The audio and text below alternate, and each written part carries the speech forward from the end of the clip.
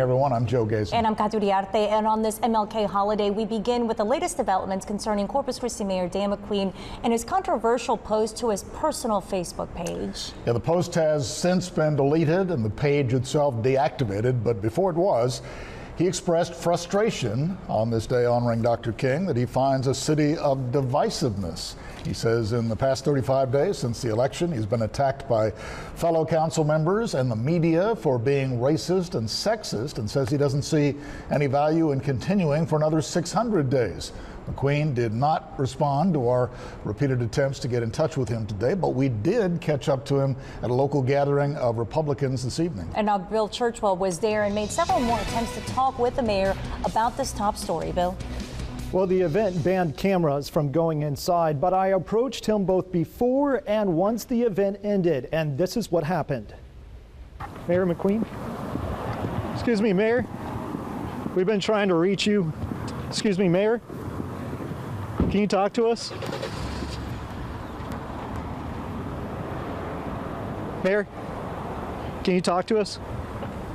Now, even after asking him in person, he refused to answer our questions. Mayor McQueen was the keynote speaker for this Republican Party function at Silverado Barbecue.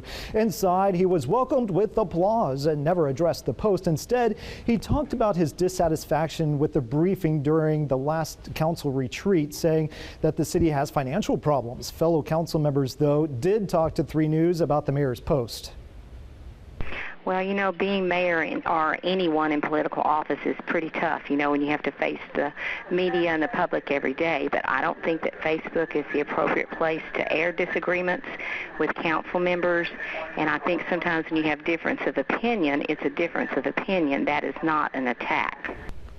At tonight's event, the mayor said the city is in good hands. He also took questions from everything about the cruise industry to streets, saying, "Don't listen to the smokescreen. Business is what I know." Back to you. Good evening, everyone. I'm Joe Gazen. And I'm Katu Diarte. It is official. City council members unanimously voting to accept Mayor Dan McQueen's resignation at today's city council meeting. All right, McQueen only serving 37 days of a 2-year term before calling it quits. His resignation puts into motion a process to fill the mayor's seat, and that is what was going on today for the most part at City Hall. Our Bill Churchwell is there live to bring us up to date on this top story. Bill? Yeah, missing from the wall just outside of council chambers. Take a look is Dan McQueen's photo and nameplate. It has been taken down following the council's decision to accept his resignation today. While council is not expected to call the special election today, it must be held on May the 6th because of a state requirement, which makes it holding it sooner rather than later. Now, until then, council approved the mayor pro tem to continue to serve as acting mayor until voters select the next person for the job. Now, the current mayor pro tem is Carolyn Vaughn. The mayor pro tem system is on a rotation basis, which means Vaughn will continue to serve a while, and then the next person to serve as mayor pro tem will be Lucy Rubio. Take a listen to Carolyn Vaughn and what she had to say before today's vote to accept Mayor McQueen's resignation. Just when we were moving on from a somewhat bitter election in November, one of our elected officials decided that after a month in office, it just wasn't worth it. I'm here to tell you today that it is worth it. Corpus Christi is worth it, its citizens are worth it, and our families are worth it.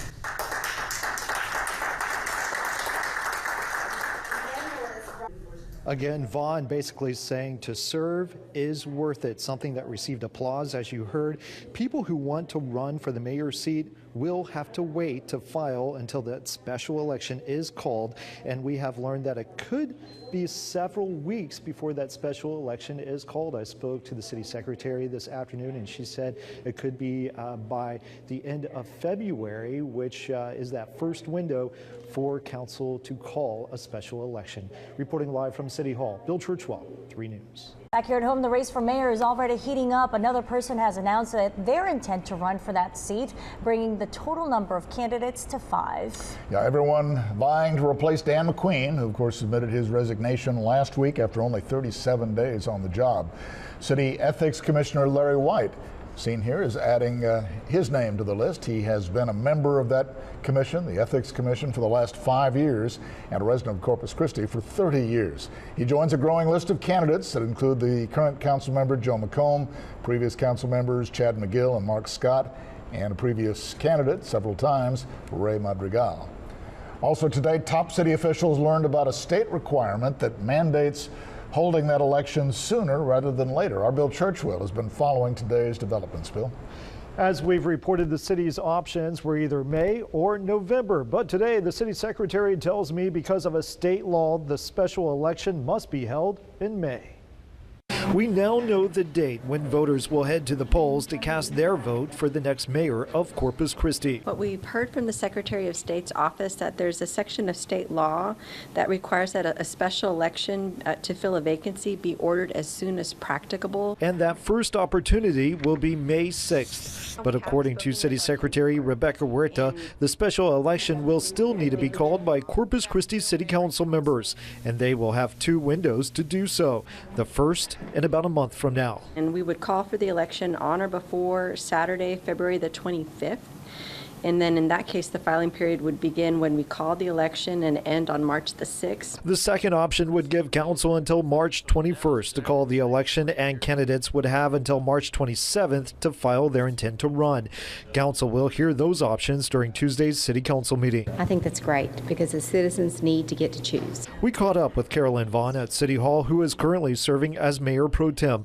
Vaughn says council will be voting to make Mayor Dan McQueen's resignation official during the meeting, as well as look at who will serve as the interim mayor until that special election is held. And so I'm hoping tomorrow that we can put a face there, we can be united as a council and move the city forward. Now, cost for the election has also been a big concern given the fact that the mayor's race is expected to be the only item on the ballot, but there will be options where the city can reduce that cost. Just one more item that is expected to be discussed during tomorrow's meeting. Back to you.